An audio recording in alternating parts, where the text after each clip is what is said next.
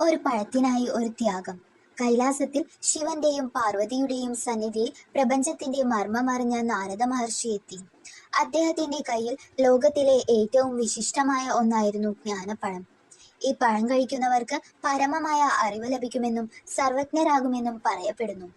നാരദ മഹർഷി പഴം ശിവഭഗവാന് സമ്മാനിച്ചു. തങ്ങളുടെ മക്കളായ സുബ്രഹ്മണ്യനും ഗണപതിക്കും ആ പഴം നൽകാൻ ശിവഭഗവാനും പാർവതി ദേവിക്കും ആഗ്രഹമുണ്ടായിരുന്നു. ശിവഭഗവാൻ ഒരു മത്സരം പ്രഖ്യാപിച്ചു. നിങ്ങളിൽ ആരാണോ ലോകം മുഴുവൻ ആദ്യം ചുറ്റി വന്ന് എന്റെ അടുത്തെത്തുന്നത് അവർക്ക് ഈ ജ്ഞാനപ്പഴം ലഭിക്കും.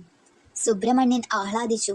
തന്റെ വേഗതയേറിയ വാഹനമായ മയിലിന്റെ പുറത്ത് കയറി ലോകം ചുറ്റാനായി അദ്ദേഹം ഉടൻ തന്നെ പുറപ്പെട്ടു. തന്റെ വേഗത്തിൽ ആർക്കും തന്നെ തോൽപ്പിക്കാൻ കഴിയില്ലെന്ന് മുരുകന് ഉറപ്പായിരുന്നു. എന്നാൽ ഗണപതി ഭഗവാൻ ബുദ്ധിമാനായിരുന്നു. ലോകം ചുറ്റാനുള്ള സമയം തന്റെ എലിയെ കൊണ്ട് സാധ്യമല്ലെന്ന് ഗണപതി ഭഗവാന് അറിയാമായിരുന്നു. ഗണപതി ഭഗവാൻ ഒന്ന് ചിന്തിച്ചു. ലോകം എന്നാൽ എന്താണ്? ഒരു നിമിഷം പോലും കളയാതെ ഗണപതി ഭഗവാൻ ശിവഭഗവാനെയും പാർവതി ദേവിയെയും ഭക്തിയോടെ പ്രദക്ഷിണം വെച്ചു. എന്നിട്ട് കൈകൂപ്പി ശിവഭഗവാന്റെ മുന്നിൽ നിന്നു.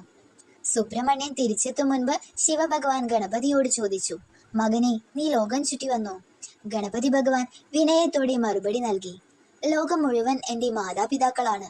മാതാപിതാക്കളെ പ്രദക്ഷിണം വെക്കുന്നത് ലോകം ചുറ്റുന്നതിന് തുല്യമാണ്. ഗണപതിയുടെ ഈ അറിവിലും യുക്തിയിലും ശിവഭഗവാൻ അതീവ സന്തുഷ്ടനായി.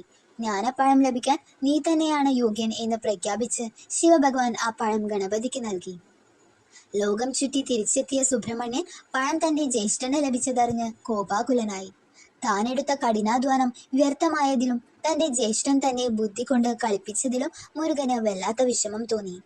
മുരുകൻ ക്രോധത്തോടെ എല്ലാ ആഭരണങ്ങളും ഉടയാടകളും ഉപേക്ഷിച്ചു. ഒരു കൗപീനം മാത്രം ധരിച്ച് കയ്യിൽ ഒരു ദണ്ഡുമെടുത്ത് കൈലാസത്തിൽ നിന്ന് ഇറങ്ങി നടന്നു. ഒടുവിൽ അദ്ദേഹം ഒരു കുന്നിൻ മുകളിലെത്തി. അവിടെ വാസമുറപ്പിച്ചു. സങ്കടത്തിലായ മുരുകനെ അനുനയിപ്പിക്കാൻ ശിവഭഗവാനും പാർവതി ദേവിയും പഴനിമലയിലെത്തി. കോപത്തോടെ നിൽക്കുന്ന മകനെ നോക്കി പാർവതി ദേവി സ്നേഹത്തോടെ പറഞ്ഞു, നീയേ പഴം, നീ തന്നെയാണ് പഴം, അതായത് നീ തന്നെയാണ് ജ്ഞാനത്തിന്റെ സാരം. അങ്ങനെ പഴം ലഭിക്കാത്തതിലുള്ള വൈരാഗ്യത്താൽ എല്ലാ ഭൗതികതയും ഉപേക്ഷിച്ച് ഒറ്റ വസ്ത്രധാരിയായി കയ്യിൽ ദണ്ഡ് പിടിച്ച് മുരുകൻ സന്യാസ രൂപത്തിൽ വാഴുന്ന ഈ സ്ഥലം പളനി എന്നറിയപ്പെട്ടു. ഇന്നും മുരുകൻ ഇവിടെ ദണ്ഡായുധപാണി എന്ന പേരിൽ ഭക്തർക്ക് അനുഗ്രഹം നൽകി കുടികൊള്ളുന്നു.